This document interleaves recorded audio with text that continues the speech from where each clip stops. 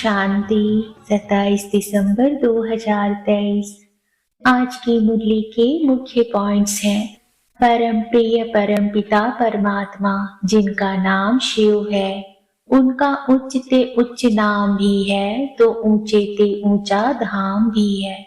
परमपिता परम आत्मा का भी अर्थ है सबसे ऊंचे ते ऊंची आत्मा, और किसको भी परमपिता परमात्मा नहीं कहा जाता, उसकी महिमा अपरंपार है। तो बच्चों को परिचय मिले कैसे? जब तक वह इस भूमि पर न आए तब तक और कोई उसका परिचय दे न सके। अब बाबा स्वयं आकर अपना परिचय देते हैं। बाप समझाते हैं, मेरा भी पाठ नूंधा हुआ है, मुझे ही आकर पतितों को पावन करना है। सारी दुनिया को तमो प्रधान पतित किसने बनाया? रावण ने। फिर पावन बनाने वाला समर्थ राम है ना। आधा कल्प राम राज्य है तो आधा कल्प रावण का भी राज्य चलता है।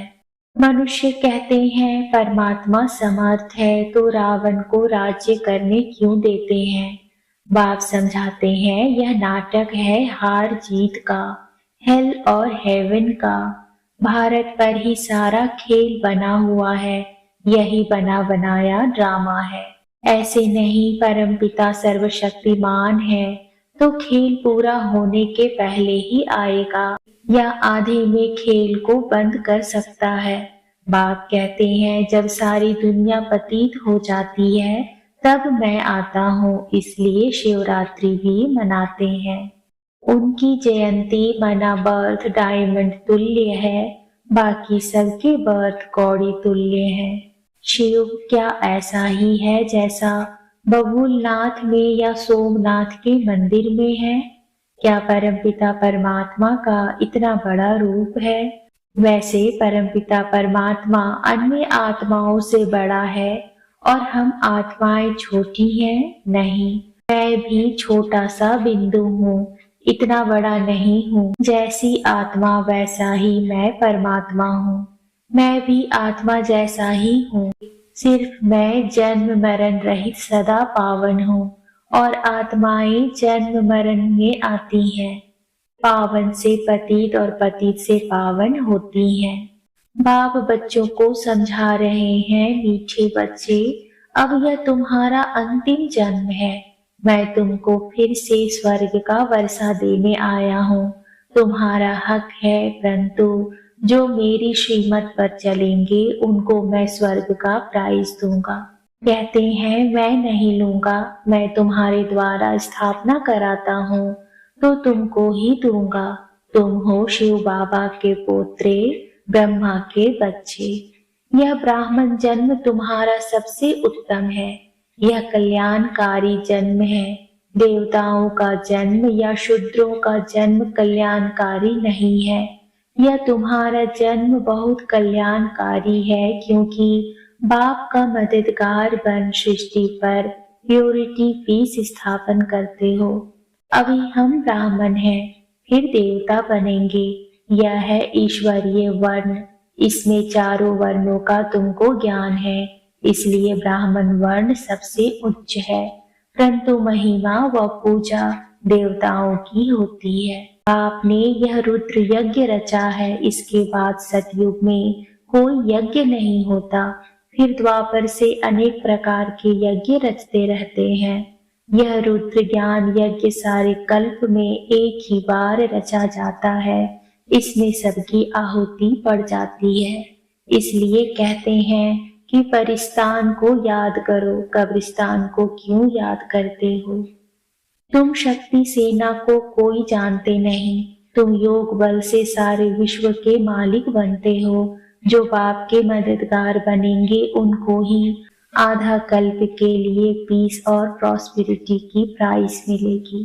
बाबा मददगार उन्हें कहते हैं जो अशरीरी होकर बाप को याद करते हैं, स्वदर्शन चक्र फिराते हैं, मना अपने 84 जन्मों के आदि मध्य अंत का चक्र लगाते हैं। शांति धाम, स्वीट होम और स्वीट राजधानी को याद कर पवित्र बनते हैं। तो बाप के मददगार बन सच्ची प्राइज ले लो, इसमें प्योरिटी फर्स्ट है। शिव बाबा भी इस पुरानी जूती द्वारा बच्चों को राय देते हैं, नहीं ले नहीं सकते, माता के गर्भ में तो आते नहीं, पतित दुनिया पतित शरीर में ही आते हैं। इस कलयुग में है घोर अंधियारा, घोर अंधियारे को ही सोझरा बनाना है।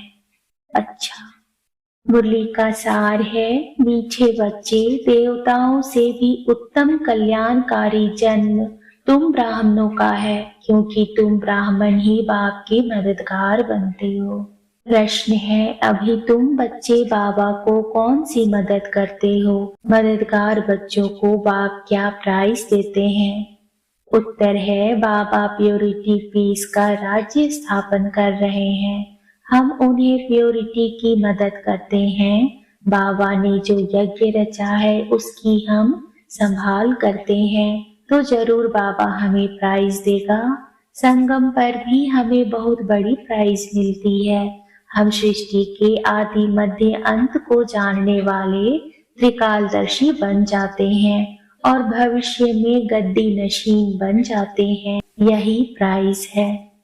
धारणा के लिए मुख्य सार है, पहला, इस बेहद की दुनिया का दिल से संन्यास कर अपना ममत्व मिटा देना है, इससे दिल नहीं लगानी है। दूसरा है, बाप का मददगार बन प्राइज लेने के लिए पहला अशरीरी बनना है, दूसरा पवित्र रहना है, तीसरा स्वदर्शन चक्र फिराना है, चौथा स्वीट होम और स्वीट राजधानी को याद करना है। आज का वरदान है, विशेषताओं को सामने रख सदा खुशी खुशी से आगे बढ़ने वाले निश्चय बुद्धि विजयी रत्न भव। अपनी जो भी विशेषताएं हैं उनको सामने रखो, कमजोरियों को नहीं, तो अपने आप में फेथ रहेगा, मना विश्वास रहेगा। कमजोरी की बात को ज्यादा नहीं सोचो, तो फिर खुशी में आगे बढ़ते जाएंगे। यह निश्चय रखो कि बाप सर्वशक्तिमान है, तो उसका हाथ पकड़ने वाले पार पहुंचे कि पहुंचे। ऐसा सदा निश्चय बुद्धि विजयी रत्न बनते हैं। अपने आप में निश्चय, बाप में निश्चय और ड्रामा की हर सीन को देखते हुए उसमें भी पूरा निश्चय हो, तब विजयी बनेंगे। आज का स्लोगन है, प्योरिटी की रॉयल्टी में रहो तो हद की आकर्षणों से न्यारे हो जाएंगे। ओम शांति।